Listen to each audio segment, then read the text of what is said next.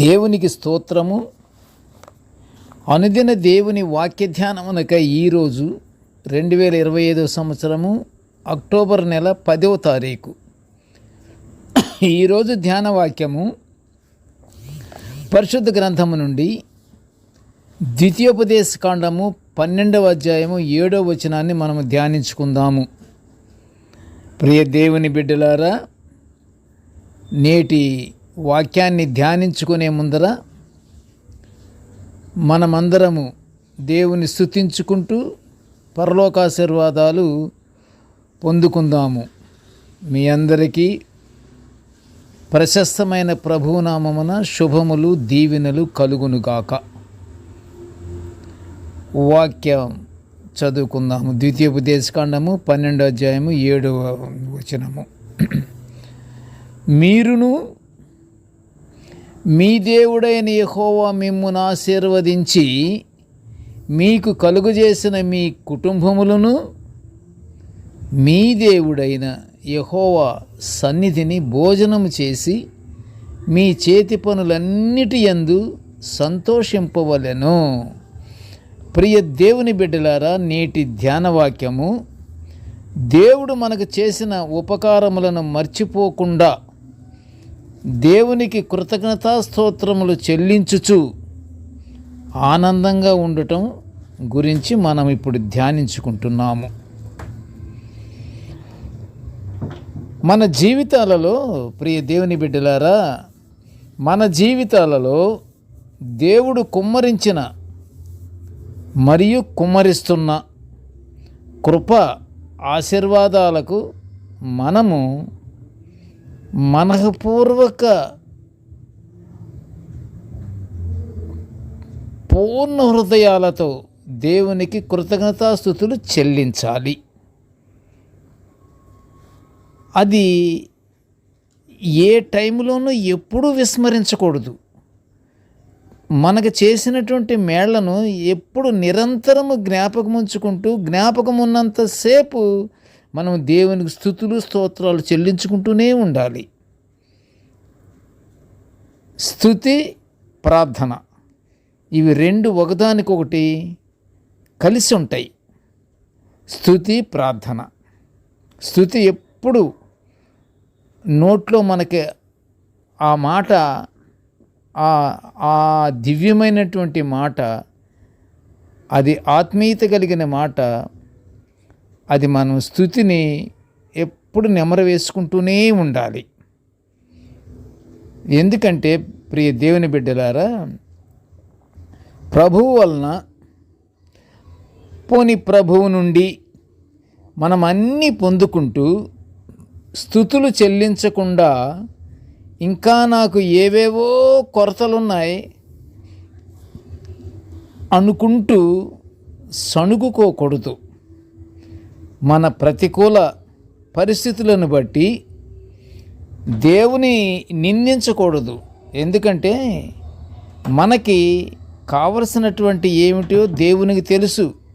మనము దేవుని అడక్కముందే ఆయనకి మన హృదయ భావన దేవునికి తెలిసే ఉంటుంది. అందువల్ల కంగారు పడకూడదు, తొందరపడకూడదు, దేవుని యందు విస్మరించకూడదు.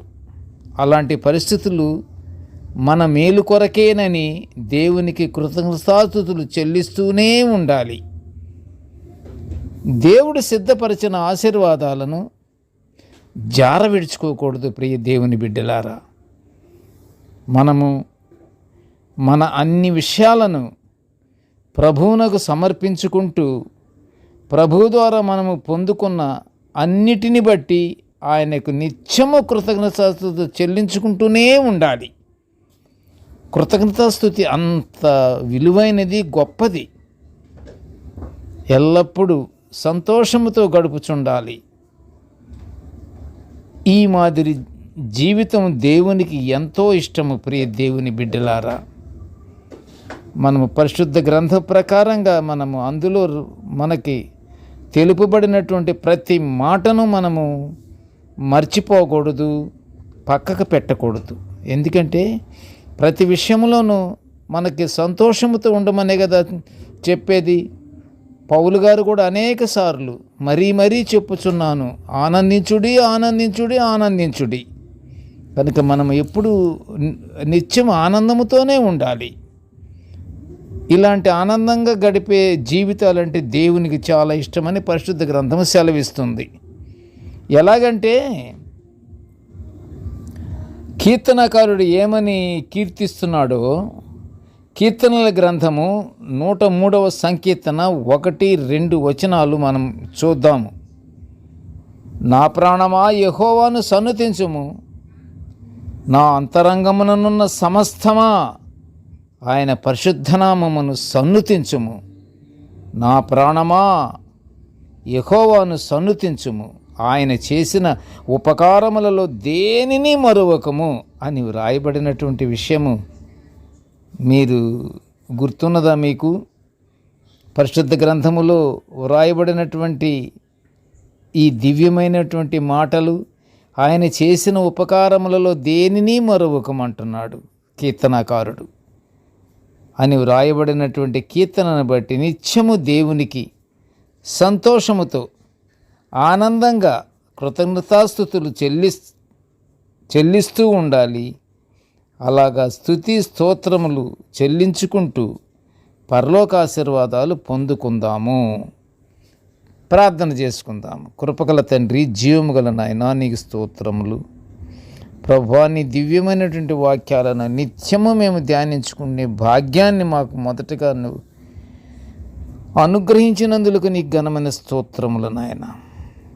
కృపగల తండ్రి, నేటి ధ్యాన వాక్యాన్ని వినుచున్న ప్రతి బిడ్డను ఆశీర్వదించయ్యా.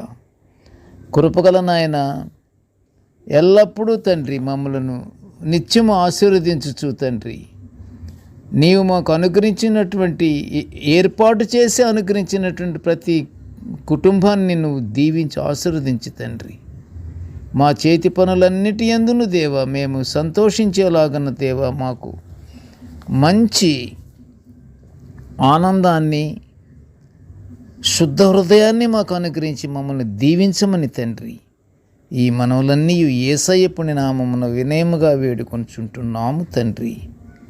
ఆమెన్. దేవుడు మనల్నందరినీ బహుగా దీవించుగాక. Amen, amen, amen.